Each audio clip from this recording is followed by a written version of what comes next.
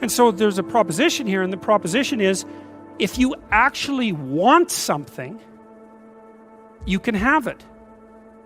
Now the question then would be, well, what do you mean by actually want? And the answer is that you reorient your life in every possible way to make the probability that that will occur as certain as possible. And that's a sacrificial idea, right? It's like, you don't get everything. Obviously. But maybe you can have what you need. And maybe all you have to do to get it is ask. But asking isn't a whim or today's wish. It's like, you have to be deadly serious about it. You have to think, okay, like, I'm taking stock of myself. And if I was going to live properly in the world, and I was going to set myself up such that being would justify itself in my estimation, and I don't mean as a harsh judge, exactly what is it that I would aim at? And so the issue is not so much the blindness of others, even though there's as much blindness among others as there is for you.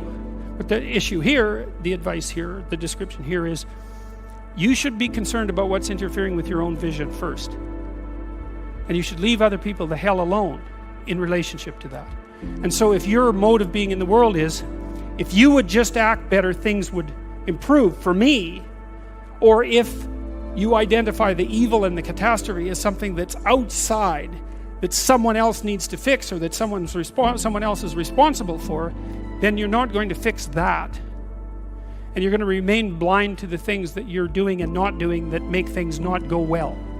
And so it's just better to think, all right, I'm probably blind in many, many ways. And maybe there are some ways that I could rectify that, because it's highly probable that you're blind in all sorts of ways.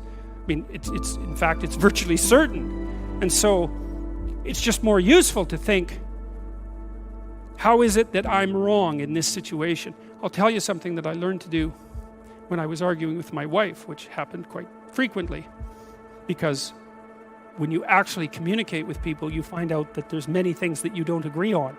And that's because you're actually different creatures.